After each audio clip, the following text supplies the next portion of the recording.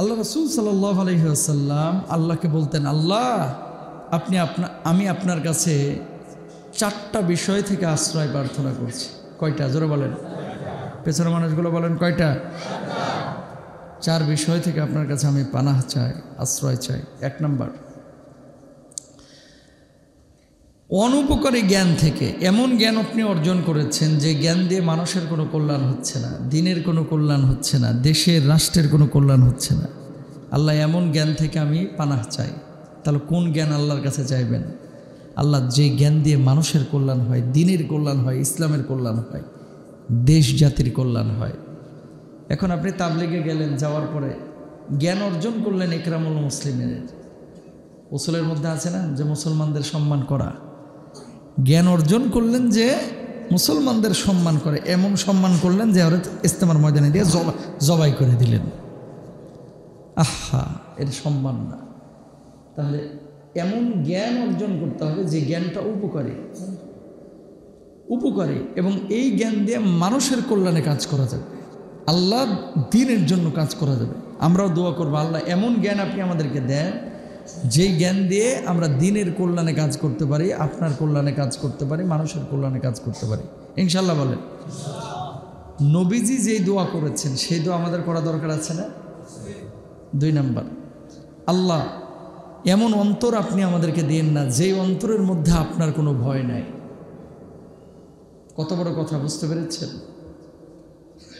আপনারা দোয়া করবেন এটা, আল্লাহ এমন অন্তর দিন না যে অন্তরে আপনার ভয় নাই।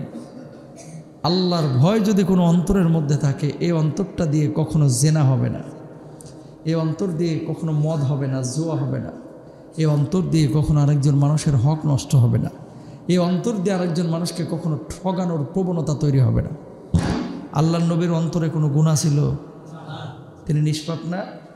তারপর আল্লাহর নবী নিজে দোয়া করেছেন এই দোয়া যে আল্লাহ আপনি আমাদেরকে এমন অন্তর দান করেন যে অন্তরের মধ্যে ভয় থাকবে। সাহাবীরা বললেন, ইয়া রাসূলুল্লাহ, আল্লাহর ভয়টা কি? মা মানাত তাকওয়া। অগণন নবী, অন্তরের মধ্যে, কলিজার মধ্যে, হৃদয়ের মধ্যে যে ভয়ের কথা বলেছেন, এই ভয়টা কিসের ভয়? মা মানাত তাকওয়া। আল্লাহর নবী জবাব দিয়েছেন, এই ভয়টা হচ্ছে আল্লাহর ভয়, এই ভয়টা হচ্ছে আল্লাহর ভয়। আত-তাকওয়া হাহুনা, তাকওয়ার জায়গাটা হচ্ছে অন্তরের মধ্যে। এটা দেখা যায় না, এটা ধরা যায় না, ছোঁয়া যায় না। দরদের ভাইরা আমার, প্রিয় ভাইরা আমার, মোমেন ভাইরা আমার, নামাজের আজান দিয়েছে, আপনি আল্লাহর জন্য মসজিদে চলে আসলেন অথবা নামাজ পড়লেন, দোকানে, ঘাটে, মাঠে, পথে, যেখানে এই সময় পেলেন, এই যে আপনি দুনিয়ার সব কাজকর্ম ছেড়ে যে নামাজটা পড়লেন, এই নামাজটা হচ্ছে আল্লাহর ভয়ে আপনি পড়েছেন, আশাবাদী হয়ে পড়েছেন, আল্লাহ রাব্বুল আলামিনের কাছে প্রতিদানের আশায় আপনি পড়েছেন, ঠিক কিনা? তাহলে 2 নাম্বার, আল্লাহর নবী বললেন ভীতিহীন অন্তর থেকে আল্লাহর কাছে প্রাণাহ চাই। আল্লাহ আপনি আমার এমন অন্তর দান করেন যেখানে আপনার ভয় আছে, যে ভয় দিয়ে আমি নামাজ পড়বো, রোজা করব, হজ করব, যাকাত দিব, আপনার বিপক্ষে কোনো কথা বলবো না। 3 নাম্বার, আল্লাহর নবী বলছেন অতৃপ্ত আত্মা থেকে আল্লাহ আপনার কাছে পানাহ চায়, আশ্রয় চায়। অতৃপ্ত আত্মা বুঝেন? শুনেন, এই আলোচনাগুলো করলে আসলে আমি যদি এলাকায় থাকতাম, এই যতদিন বাংলাদেশে আছি, প্রতিদিন 2 ঘন্টার একটা তাফসির করতাম, প্রতি সপ্তাহে, প্রতিদিন না। এগুলো খুব গুরুত্বপূর্ণ আলোচনা, সংক্ষেপে বোঝানোর কিছু নাই। অতৃপ্ত আত্মা মারাত্মক কথা। আপনাদের মধ্যে কিছু মানুষের হৃদয় আছে, সব সময় যাই কামাই না কেন চিন্তা করে যে আগে কামাইতাম এত, এখন কামাচ্ছি এত, আলহামদুলিল্লাহ, আল্লাহ তুমি তো তৌফিক দিস, আল্লাহ তুমি তো আমার ল্যাংড়া লুলা বানায় দেও নাই, বুঝেন নাই? আল্লাহ তুমি তো আমার ল্যাংড়া লুলা, অক্ষম, ফকির, মিসকিন বানাইতে পারতা, আল্লাহ তুমি তো আমার কাজ করার ক্ষমতা দিচ্ছ। কত মানুষ আছে কাজ করতে পারে না, ভিক্ষা করে খায়, আল্লাহ তুমি তো আমার ওই জায়গায় রাখো নাই।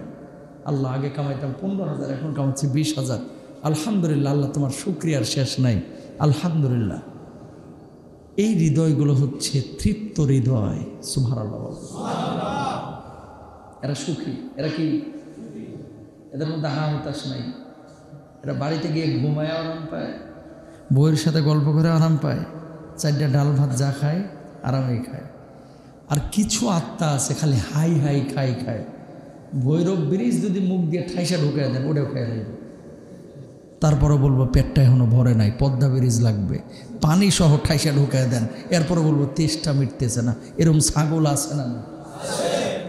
বুঝাইতে পারছি কথা? ওরা যদি 10 কোটিও দেন, না কিচ্ছু হলো না। আরে বদমাস, তোর জীবনের শুরুর সময়টা একটু খেয়াল কর, একটু খেয়াল করো। পরের জীবনের সূচনা লগ্নে আপনি হয়তো বা এরকম চিন্তা করেছিলেন, আল্লাহ কোনো মতে 20,000 টাকার একটা চাকরি পাইলেই হয়েছে, আর কিচ্ছু লাগবে না। কথা কোন ঠিক কিনা? তো 20,000-এর জায়গায় আজকে আল্লাহ তাআলা তোমার 5 লক্ষ টাকার মালিক বানাইছে। তুমি কেন কল্পনা করো না যে টার্গেট ছিল 20,000, আজকে 5 লক্ষ টাকা আমি 5 বছরে জমায় ফেলেছি। আল্লাহ তোমার শুকরিয়া আদায় করে শেষ করতে পারবো না। টাকা পয়সার দিকে সবসময় উপরে না নিচে তাকাবেন। কিসে নিচে মানে বুঝেন নাই কি বুঝাইতে যাচ্ছে? না না বেটা, আপনার চেয়ে খারাপ যে লোকগুলো আছে আপনার অবস্থানের থেকে, এদের দিকে বেশি তাকাবেন, ওপরের দিকে না। বুঝেন নাই? যমুনা গ্রুপের মালিকের দিকে তাকাবেন না, বসুন্ধরা গ্রুপের মালিকের দিকে তাকাইবেন না। এগুলো রিয়ার। ওই ধরনের ব্যবসায়ী হতে অনেক ত্যাগ তিতিক্ষার প্রয়োজন, ডান বাম অনেক কিছুই করার প্রয়োজন। তা আপনি আপনার এলাকায় তাকাবেন যে আমার চাইতে এই লোকটা খারাপ আছে, তার চাইতে তো আমি ভালো আছি। কথা বলেন না কেন? রিজকের ফয়সালা আসমানে হয়। কোথায়? আসসালামু আলাইকুম।